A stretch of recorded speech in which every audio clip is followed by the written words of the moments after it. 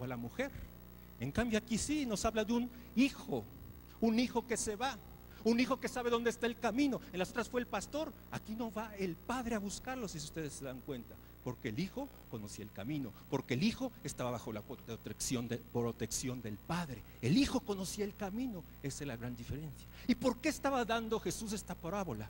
Porque también amaba a los fariseos, como amaba a los publicanos, a los escribas que escribían y se conocían la ley, también los amaba. Por eso trata de dar esta parábola en la cual hay dos hijos, el hijo menor y el hijo mayor, tratando de decirles a los fariseos que también su alma, su corazón, su vida estaba por ellos, porque de tal manera amó Dios al mundo, que dio a su Hijo unigénito, para que todo aquel que en él cree no se pierda, mas tenga vida eterna. Por eso no te salgas de la casa del Padre. Parábola del hijo pródigo. Un hombre tenía entonces dos hijos. Los dos hijos se encuentran dentro de la casa del Padre, disfrutando de sus bienes, de su protección, pero sobre todo de su amor, de los límites de su hacienda. Ahí están disfrutando porque son hijos y coherederos con Cristo. Eso es lo que nosotros somos cuando nosotros aceptamos a Jesucristo como Señor y Salvador. Por eso no es el pastor que va muchas veces, pero es que el buen pastor va por la oveja. No eres oveja, eres un hijo de Dios cuando ya aceptaste a Jesucristo y conoces el camino, cómo regresar.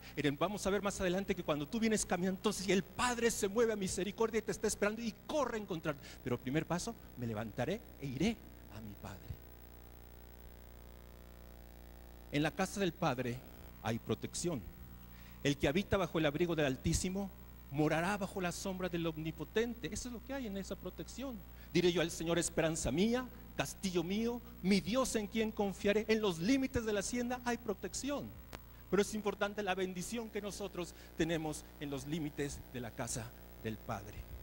Deuteronomio, no lo busquen en Deuteronomio 28, del 1 al 14, nos habla de la bendición de vivir bajo el abrigo del Padre. Pero es la bendición que es: serás cabeza y no serás cola. Vendrán en contra de ti por un camino y saldrán huyendo de ti. Te pedirán prestado a ti y tú no pedirás prestado. Habrá bendición sobre tus graneros, sobre tu arteza de amasar, porque bajo la protección, bajo los límites del Padre hay bendición. Pero después nos habla: fuera de la casa del Padre hay maldición. Maldición de vivir fuera del abrigo del Padre. Y entonces dice: pedirás prestado, caerán sobre ti todas estas maldiciones. Lo importante es vivir bajo esa protección. ¿Y qué pasó con el hijo menor? El hijo menor, vamos a ver actitudes del corazón que tienen las personas. El primer punto que vamos a ver: el hijo menor está dentro de la casa, pero su corazón fuera de esta. El hijo menor quería experimentar la vida fuera de casa. Nosotros podemos decir: esta es la protección de Dios. Y yo puedo salirme de la protección de Dios y decir: el que habita al abrigo del Altísimo morará bajo la sombra del Omnipotente. Dirá el Señor: esperanza mía y castillo mío. Y puedes decirlo: vendrán en contra de mí y saldrán por 7 caminos huyendo. Me librará de la peste destructora. Pero puedes decirlo simplemente, repetirlo. Pero solamente lo puedes vivir bajo la casa, la bendición del Padre. Pero el hijo quería experimentar por él, no quería el Dios de sus padres, quería experimentar, como muchos adolescentes nosotros conocemos ya en la edad de la adolescencia, es conocer a mi Dios. Sí me dijeron del Dios que me traía los domingos a oír de la palabra de Dios, pero en el momento que ellos necesitan tener una decisión personal, su Dios, y él quería experimentar. Entonces vivía dentro de los límites, vivía bajo la protección del Padre, vivía, pero su corazón empieza a salirse de la protección del Padre. Entonces no nada más estar bajo esa protección. ¿Dónde está tu corazón? Porque hay una perfecta voluntad. La perfecta voluntad de Dios es ser bendición. El siguiente punto: el menor de ellos dijo a su padre: dame la parte de los bienes que me corresponde, y le repartió los bienes a los hijos. Esto en sí era pues algo como falta de amor de los hijos, porque tenían que esperar a que se muriese para que tuvieran esa herencia, como diciendo: ya necesito disfrutar mi vida, ya necesito saber lo que yo necesito, es experimentar. ¿Por qué quería estar fuera? Porque estaban los ojos del Padre. Los padres crean protección. Los padres en una oración, ellos son los que están creando esa protección a sus hijos. Un padre no puede estar en todos lugares donde están sus hijos, pero la oración que nosotros hacemos como padres, esas sí las van a alcanzar en cualquier lado. Una oración de padre no le permite pecar a nuestros hijos. Pero Señor, rodéalos de amigos que te teman, rodéalos de amigos que te conozcan, Señor. Y yo declaro, Señor, que tú los libras y los cubro con tu sangre. Aunque estén afuera, van a seguir bajo la protección. Y aunque estaba afuera, en el pensamiento y en el corazón de ese Padre Celestial que lo amaba entrañablemente, como te ama a ti y como me ama a ti, nos está protegiendo. Porque fiel es Dios, que no dejará que nosotros nos perdamos cuando somos sus hijos. Allá afuera no hay protección, y era lo que experimentó el hijo. El siguiente punto es fuera de la casa del padre. El hijo menor experimenta la vida fuera de casa. Ya su corazón quiso experimentar y se fue. Ahí podemos ver el hijo saliendo de la casa del padre, y el padre pues tratando de que entre en razón, pero ya tiene su libre albedrío. Dios nos dio una libertad, porque a libertad fuimos llamados, pero tenemos esa posición y esa decisión de amar a nuestro Padre Celestial con todo nuestro corazón, con toda nuestra alma, con todas nuestras fuerzas, o decirle: yo quiero experimentar. Pero yo nací en un hogar cristiano. Yo realmente no sé qué será resolver un problema sin Dios. Nosotros perdimos a 2 hijas, pero si yo no hubiera conocido a Dios, no sé a dónde hubiera ido, no sé qué será, a quién corro, a quién clamo, a quién, no lo sé. Lo acepté pequeño y sabía que ese Dios, y hubo momentos difíciles en mi vida, momentos en el valle de sombra, de muerte, pero ese amor del Padre fue el que me cubrió y me sacó adelante junto con mi esposa y como familia. Y ahora podemos ver la bendición, que aunque estemos en problemas, que en el mundo tendremos aflicción, pero confiad, yo he vencido al mundo. Muchos días después, juntándolo todo, el hijo menor se fue lejos a una provincia apartada. Y allí desperdició sus bienes viviendo perdidamente. Y cuando hubo malgastado, vino hambre en aquella provincia y comenzó a faltarle. Mientras hubo lana, hubo amigos. Claro que hay amigos, mientras tú les das todo, vamos a divertirnos, vamos a pasarla bien. Los amigos se juntan, hay muchos amigos. Cuando empezó a faltarle, ¿qué es lo que pasó? Los amigos se fueron. ¿Por qué? Porque no había un corazón de amigos. Es bueno tener amigos cuando no tenemos dinero, porque ahí es donde están los verdaderos amigos. Pero ¿cuántos se van? Dicen, los verdaderos amigos se conocen cuando estamos en la cárcel, cuando estamos en los hospitales. Ahí son los verdaderos amigos. Y así se fueron los amigos, y entonces empezó a faltarle. Él se dio cuenta que no había lo que le decía su padre: allá afuera nadie va a salir por ti. Como yo le digo a mi hija Rebeca, los primeros que te van a meter en problemas son tus amigos. Pero ¿quiénes son los que te van a sacar adelante? Tus padres.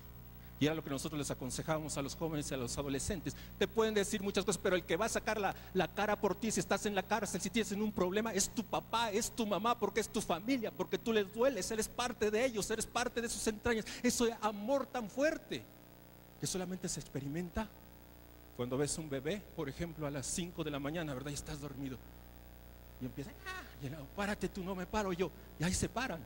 Es horrible, pero cuando ves esa criatura, cuando ves ese niño, ¿qué es lo que te inspira? Abrazarlo, besarlo, voltearlo. ¿Por qué? Porque hay un amor entrañable. Imagínense, si ustedes no son perfectos y saben dar buenas dádivas a vuestros hijos, ¿cuánto más vuestro Padre Celestial les dará el Espíritu Santo a los que se los pidan? Es lo que le inspiramos. Ahí se dio cuenta que ese amor entrañable, que el Padre, porque el Padre estaba doliendo como se duele por ti.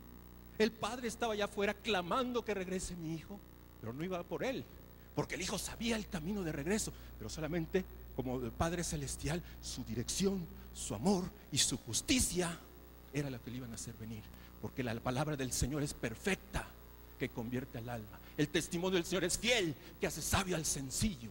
Y eso era lo que él estaba experimentando fuera. Entonces está fuera y malgastó todo. ¿Y qué fue lo que pasó? Dice: fue y se arrimó a uno de los ciudadanos de aquella tierra, el cual le envió a su hacienda para que apacentara los cerdos, y deseaba llenar su vientre de las algarrobas que comían los cerdos, pero nadie le daba. Tocó fondo. Qué horrible es el fondo, pero es tan hermoso el fondo, porque ahí vamos a darnos más cuenta adelante que él volvió en sí.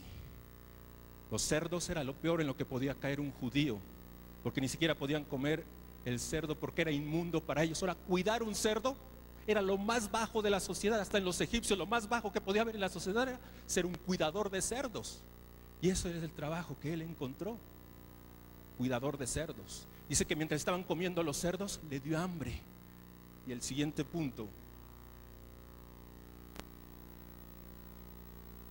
fuera de la casa, pero lo importante, su corazón vuelve al Padre.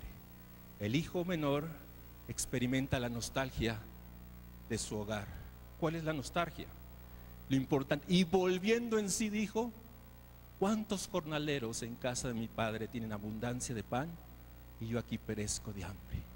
Era la única manera, tocar fondo. Pero ese fondo es volviendo así, como que estaba loco, estaba en Nabucodonosor. Le pasó de la misma manera cuando él dijo: yo soy el rey sobre Babilonia. Dice que Dios le quitó la conciencia, estaba como loco, como un animal. Por eso volviendo en sí es tan importante. En el momento que tenemos un problema, por ejemplo de alcoholismo, volviendo en sí: sí soy alcohólico, help, necesito. Yo soy piloto. Y si tú en la frecuencia escuchas algo que dice Mayday, Mayday, Mayday, significa todos se callan y hay una emergencia. De la misma manera, cuando caemos fondo es decirle a Dios: Mayday, Mayday, Mayday, necesito, estoy próximo a suicidarme, estoy próximo. ¿Por qué? Porque mi alcoholismo, mi atadura que tengo sexual me está llevando a esto. Ahora aquí en el fondo, gracias a ese fondo, porque entonces puedo volver en sí y clamar a mi Padre Celestial, reconociendo que tengo un problema, que tengo una necesidad y que necesito de mi Dios y de mi Salvador y de mi Padre Celestial. Volviendo en sí, clamo a su Padre. Dice: y en la casa de mi Padre hasta los jornaleros tienen abundancia de pan.